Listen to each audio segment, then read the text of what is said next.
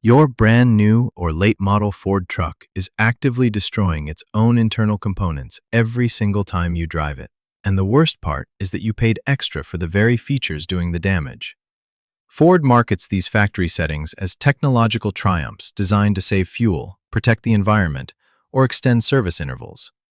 In reality, they are engineered compromises that trade the long-term survival of your engine and transmission for fractional gains in corporate fuel economy ratings. Today, I am exposing 5 factory settings and built-in features that are quietly tearing your vehicle apart from the inside out. Setting number 3 has caused more premature engine teardowns in my shop than almost any mechanical flaw in history. And setting number 1 is so deceptive that most owners actually believe it is protecting their powertrain when it is doing the exact opposite. Setting number 5 is the automated engine stop-start system, a feature default-enabled every time you turn the key or push the start button. Ford tells you this system reduces emissions and saves fuel during idle, which is technically true if you measure fuel consumption in thimbles. What they do not disclose in the glossy brochure is the sheer mechanical violence this system inflicts on your engine's crankshaft and main bearings. Under normal operating conditions, when your engine is running at idle, the oil pump maintains hydrodynamic lubrication. This means your steel crankshaft is literally floating on a micro-thin wedge of pressurized motor oil, never actually touching the softer Babbitt material of the aluminum-lead journal bearings. The friction is virtually zero. However, the exact moment the engine stops at a red light, that oil pressure drops to zero. Gravity pushes the heavy crankshaft down through that microscopic film of oil until metal rests directly on metal. Every single time the engine restarts, the crankshaft must rotate several times before the oil pump can re-establish that protective fluid wedge. That brief window of boundary lubrication causes direct metal-to-metal wiping. In a traditional vehicle, an engine might experience 50,000 to 100,000 start cycles over its entire operational lifetime. With Ford's auto stop-start system enabled, that number skyrockets to over 500,000 start cycles. I have pulled oil pans off 2.7-liter and 3.5-liter EcoBoost engines with less than 80,000 miles on the odometer and found the lower main bearings wiped down to the copper backing. You are grinding your engine bearings to dust every time you sit in city traffic just to save $4 worth of gasoline a month.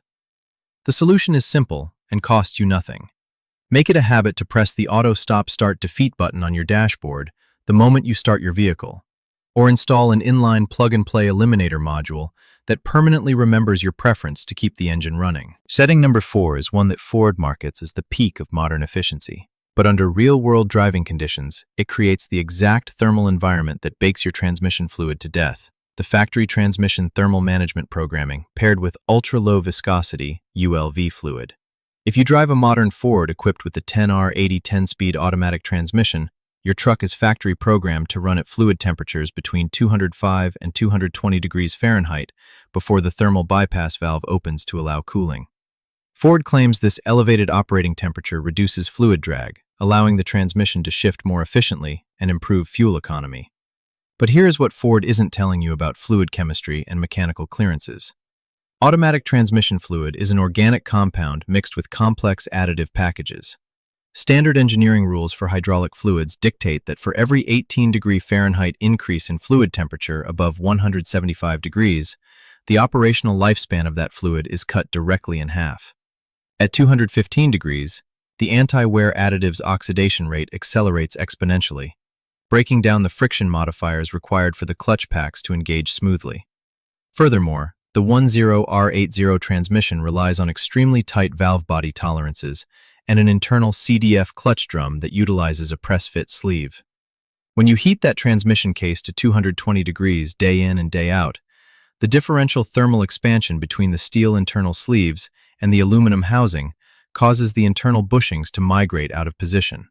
This results in pressure loss, cross-leaking between valve channels, harsh 3 to 4 or 7 to 8 gear slips, and eventually complete clutch destruction. I have personally inspected transmission fluid drained from trucks with just 45,000 miles that looked like burnt coffee and smelled like charred sulfur because the factory programming kept the thermal valve closed to maintain high temperatures. The solution is to override this factory thermal setup.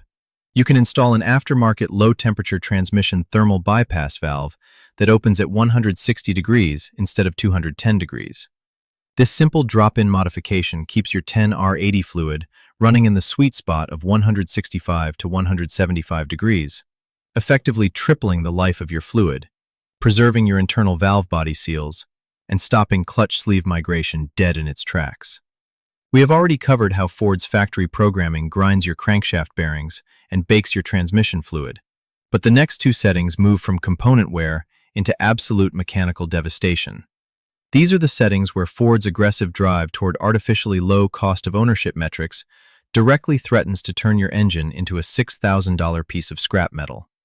Setting number 3 is the factory-recommended 10,000-mile engine oil drain interval, tracked and promoted by Ford's Intelligent Oil Life Monitor system. Ford tells you that thanks to modern synthetic oils and advanced engine monitoring algorithms, changing your oil every 10,000 miles or once a year is completely safe and environmentally responsible.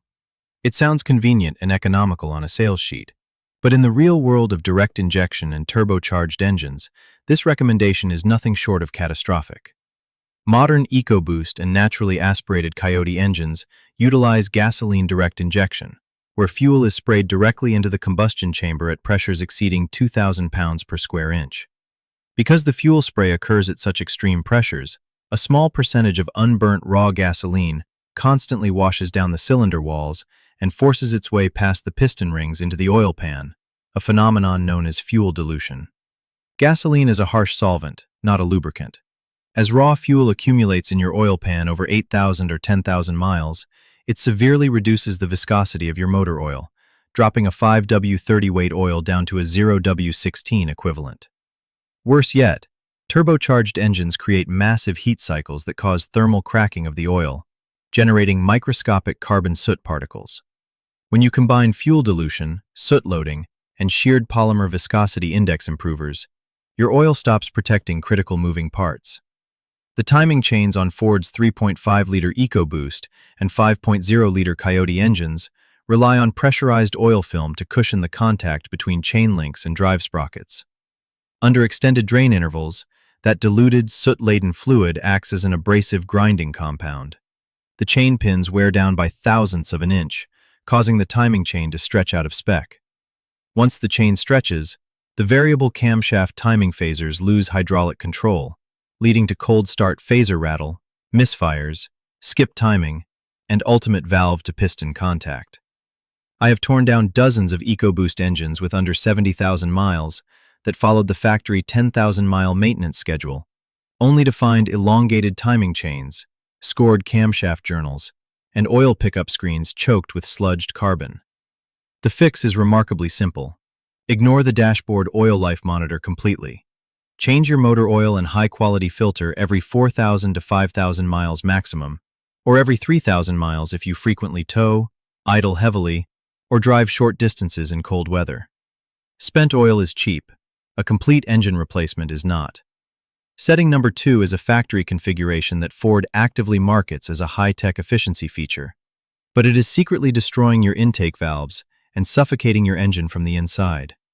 The direct injection-only fuel delivery setup, combined with the factory positive crankcase ventilation system on early and mid-generation EcoBoost engines. Ford engineered these turbocharged engines to spray fuel directly into the combustion chamber to maximize power output and knock resistance. What they omitted from their marketing strategy is how this fundamentally changes the internal cleaning mechanics of the engine. In a traditional port-injected engine, fuel is sprayed into the intake manifold behind the intake valve, where the detergent additives and gasoline constantly wash away oil vapors and combustion byproducts that vent through the PCV system. In a direct injected engine, fuel never touches the back of the intake valves. Meanwhile, the factory PCV system continues to route heavy oil mist, unburnt hydrocarbons, and moisture from the crankcase right back into the intake plenum to be reburned for emissions control. When those sticky oil vapors hit the scorching hot stems and backs of the intake valves, which regularly reach temperatures over 400 degrees Fahrenheit, the oil instantly bakes, carbonizes, and forms hard, crusty deposits. Over 40,000 to 60,000 miles, this carbon buildup acts like a restrictive valve restriction, choking off airflow to the cylinders. You begin experiencing rough idling, random cylinder misfires, hesitation under acceleration, and a severe drop in fuel economy. In severe cases, large chunks of carbon break off the valve stem, fall into the combustion chamber, and get trapped between the exhaust valve and the seat, causing loss of compression, or worse, passing through the exhaust manifold and destroying the high-speed turbine wheel of your turbocharger. I have personally inspected intake ports on 3.5-liter EcoBoost engines where carbon buildup had restricted the intake passage size by more than 40%. Ford's factory response is to sell you expensive induction cleaning services or replace the cylinder head entirely once the damage is done, because traditional chemical sprays can melt the internal seals of your turbochargers or break off carbon chunks large enough to destroy the catalytic converters. The solution requires a two-part proactive approach. First, install a high-efficiency dual-valve oil catch can in line with the factory PCV system to trap those oily vapors in an external reservoir before they ever reach your intake manifold. Second, ensure you perform a chemical manual carbon cleaning or walnut shell blasting on the intake valves every 50,000 miles to keep the air passages completely clear and preserve optimum volumetric efficiency. We have unmasked 4 major engineering traps that Ford built directly into your vehicle under the guise of efficiency and modern convenience. But the absolute worst offender sits right at number 1.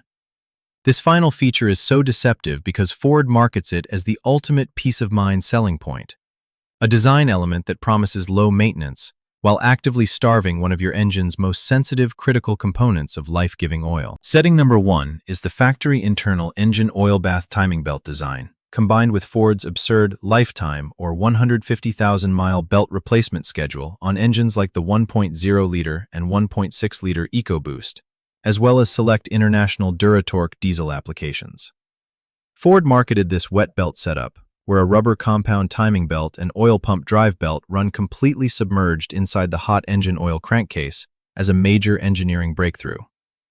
They claimed running the belt in oil reduced friction compared to a conventional external dry belt, lowered engine noise, and eliminated regular maintenance intervals. But here is the terrifying mechanical reality that Ford ignored. Engine oil is a complex chemical cocktail containing detergents, dispersants, combustion byproducts, and fuel dilutants. Rubber and synthetic elastomers, no matter how specialized, naturally degrade when exposed to continuous heat cycling and chemical saturation. As your engine oil accumulates heat and minor fuel contamination over miles of operation, the harsh chemical environment causes the rubber compounds of the wet timing belt to break down, swell, and literally dissolve from the outside in. Tiny particles of rubber material flake off the teeth and backing of the belt, suspended directly in your engine oil. Where do those rubber flakes go? They travel straight down into the oil pan and get sucked directly into the fine mesh screen of the engine oil pump pickup tube. Over time, those rubber shedding particles completely clog the mesh screen, forming an impenetrable mat of rubber sludge. The moment that oil pickup screen blinds over, your oil pump loses suction. Your engine experiences sudden, catastrophic oil starvation at highway speeds without a single warning light until the damage is already done. Your camshaft journals score instantly, your turbocharger bearings seize within seconds from lack of oil film, and your connecting rod bearings weld themselves to the crankshaft. To make matters worse, as the belt teeth lose structural integrity, the belt can slip a tooth on the camshaft gear, causing instant valve-to-piston impact that destroys the cylinder head. I have torn down dozens of these small displacement EcoBoost engines where the owner followed Ford's maintenance guidelines to the letter, only to find a shredded timing belt, a totally blocked oil pickup screen, and an engine block that was completely seized and irreparable at barely 70,000 miles. Ford essentially built a ticking time bomb directly into the oiling system and called it a maintenance-free feature. The solution for this lethal factory setting is non-negotiable if you own one of these engines.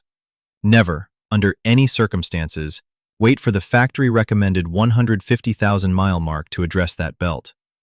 You must strictly shorten your oil change intervals to 3,000 to 4,000 miles using only the exact specification full synthetic oil to minimize chemical degradation of the rubber. More importantly, you need to have that internal belt and oil pump drive belt physically inspected and replaced between 50,000 and 60,000 miles maximum.